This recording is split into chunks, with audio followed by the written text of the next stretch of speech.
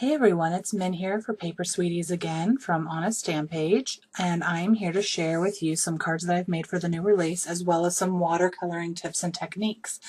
These are two different cards that I have made for this May release, and I've used watercoloring in both of them, just in a couple of different ways. So this is the first one, and I'm not going to show you how to do this because it's really simple. I'll just tell you how to do it. This is a card, and I'm going to move this off so that you can see this one better. This is a card made using the brand new Island Time stamp set, and let me move that so you can see the sentiment. It says "Living on Island Time." I absolutely love it. I love these fun images. So what I did to create this card was I took a piece of watercolor paper. I created my pale sea, a beach, and then I did the sky, and then as I got further up into the sky, I stopped worrying about whether or not I got the ink into all of the white crevices because I felt like it kind of made a cool cloudy sky. Let me get a little closer so you can see. So that is how I did that, and then I just simply waited for it to finish drying, stamped my image, paper pieced this one, stamped this, stamped and die cut out my sun. So that is how I did that. So if you know basic watercoloring, I mean, this was just literally layer, layer, layer. So that was pretty easy. This other card that I've made here, though, this one is a card that uses new images from the Let's Go to the Beach stamp. And I've done some kind of no lines watercoloring with this. And so I'm going to show you how to recreate no lines watercoloring if you've never done so. This set is awesome. It comes with the cloud image, the sandcastle image, this water image down here, and then I wanted to show you it also comes with these images, this fabulous hot air balloon and some more sentiments. And I left a sentiment off of this card because I couldn't figure out which one I wanted to use, and I thought, you know what, this will just be a perfect whatever card.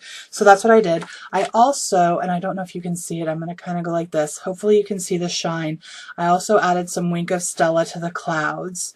And let me get a little bit closer so that you can see how the images and the little pail. And so like you can see the images, but they're watercolored, so it looks like I just did all of this as a watercolor. So this is what we're going to recreate today. So the first thing that you're going to need is a piece of watercolor card.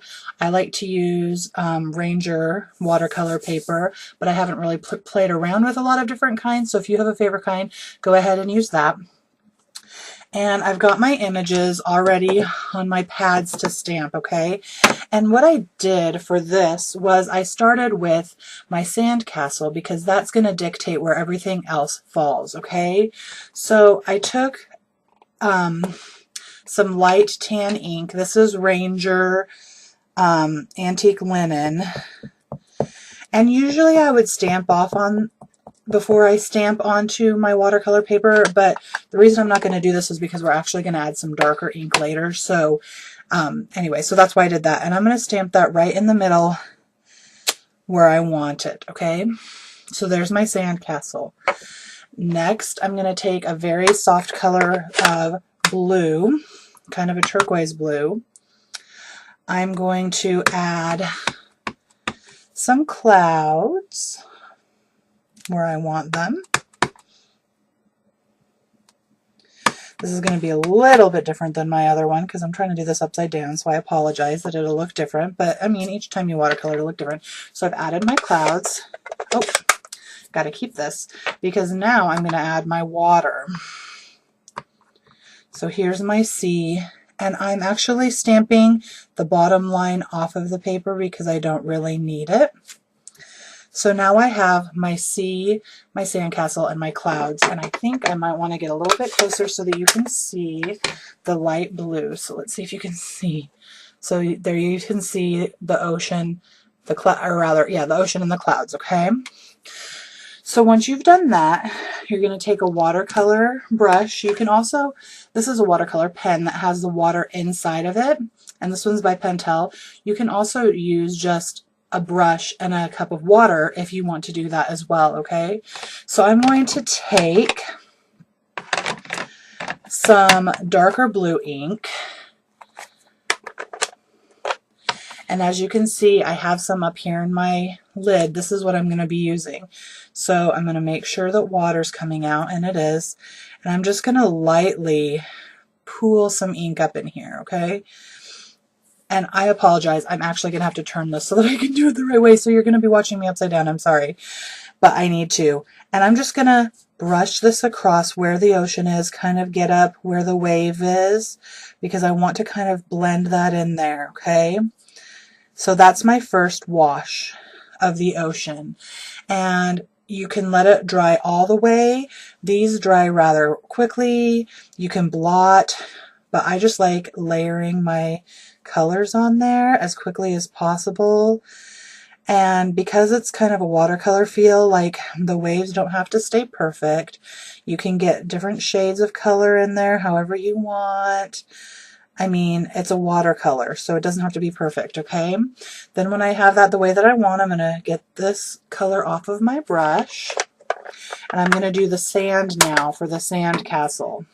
And I've left myself a lot of room for beach, so I'm going to have to like layer this up. So this is a little bit darker than the linen color that I used, because when you're watercoloring, everything is less saturated, okay? So you're going to want to, depending on how dark you want things, like this is using medium to dark tone inks and a couple of washes, so just kind of be aware of that, okay?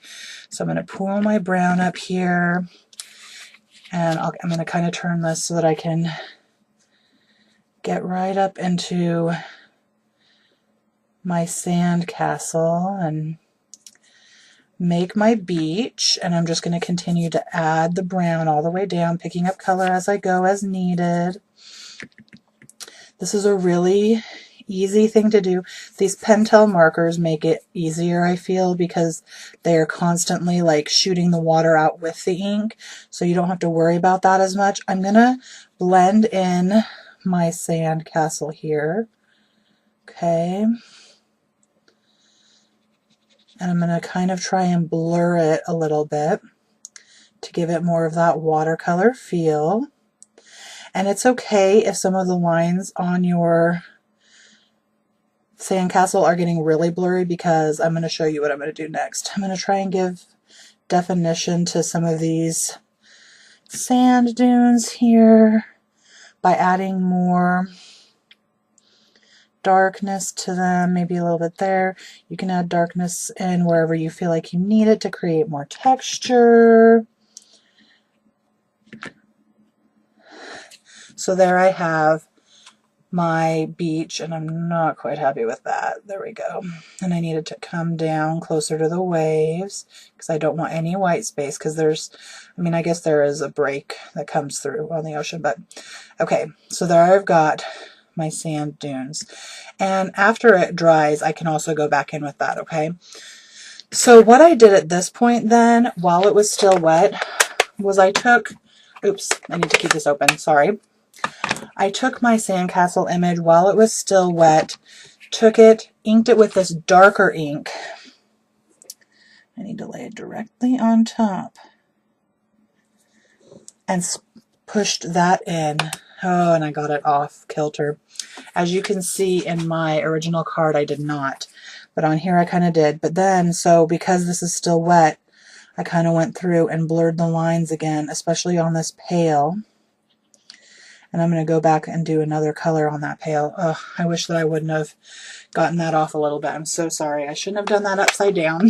That was my fault. Then I'm going to take a turquoise color for my sky. And I'm going to go back to doing this upside down for you, but right side up for me, so that I don't make any more mistakes. I'm pooling my ink again, getting it kind of lighter, going around my images. Just adding the color in quickly, not really, I mean, I'm not really being that safe or careful, I guess is the word, about it. Going back and adding it in where I feel like I need to, because the clouds are already in here, so this is not going to have any white space as the clouds. And you can get watercolor pens that have more precision, less precision. And I think that these Pentel ones come in as a set. I'm going to try and get some of this double image to meet or go into the sky if I can. Try and salvage this for another card. If I can't, that's okay, but as you saw in my original one, I didn't do that. Okay, so now I'm taking a little bit more ink. I'm keeping it a little more saturated, and I'm going around the clouds and kind of pushing it off to create a little bit more definition for the clouds. And I messed that one up, but that's okay. We can fix it because this is watercolor, so it doesn't matter. A little bit more definition going around, picking up ink as I go. And I'm going to kind of blot that off so that I can push this off with more water. Do this bigger cloud, give more definition, push the water off. I need a little bit more right there. And we'll do this last cloud. Push, push, push, push that color. And as long as it's still pretty wet, you can push it around. See how this was kind of really dark turquoise? I'm not loving that, so I'm pushing it off the paper because I don't want too dark. I'm kind of not loving that down there either, so I'm kind of pushing that off. Okay. So there are my clouds. I kind of feel like this one needs to be a little bit darker underneath here. There we go. So there I've got my cloudy sky, okay? Wash my brush off of the ink, and now I'm going to do my bucket, which hopefully I didn't put too much brown on. As you can see, I use this red a lot when I'm watercoloring. I'm going to get this pretty saturated since I've got brown on my bucket. And I'm just going to kind of fill in the bucket. So I do that first. I fill in the bucket. Then I'm going to take another saturated portion and kind of do shading down the side, which you can't see as well in this one because the image got off. Makes me so sad. It was so perfect on the first card. Please forgive me for that, guys. And I'm not getting, if you don't get quite enough, you can grab some from the actual ink pad. So there we go, there we go, there we go. So then I've got my shadow on my pail, okay? And as you can see, I'm not clean about this. It's pretty messy. So now what I'm going to do is I'm going to set this aside to dry. Well, actually, no. What I'm going to do now is I'm going to take my Wink of Stella pen. I'm going to brush glitter into my clouds. And I'm just doing the white part so that I don't get any turquoise ink on my Wink of Stella pens. I like this. It just gives it a little bit more shine and finish, and it's really pretty. And if you haven't used a Wink of Stella pen, they're really easy to use, and you can get them in a variety of color. I think that they're really fun.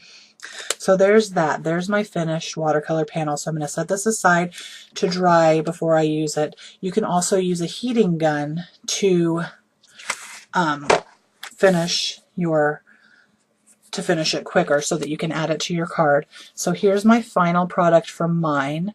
I took a little bit more time than I did in this video because I wanted it to be absolutely perfect. And I'm going to kind of zoom in there. See, maybe you can see the shine. I'm hoping. I can't see it on my screen, but I'm hoping you can see it. That's my No Lines watercoloring scene using the Let's Go to the Beach stamp from the new Paper Sweeties May 2015 release. And once again, here's my other card using just a watercolor background, using some of the same techniques I did here, but instead of going around images and things like that, I just literally watercolored across each color, okay? And that's the Island timestamp set. So there are my two watercolor wonders for this month's new release. Grab them from the store, papersweeties.com, and check out all the other inspiration from the design team. You will be amazed at what these women come up with. They amaze me every month. And until next time, hugs and happy stamping, friends.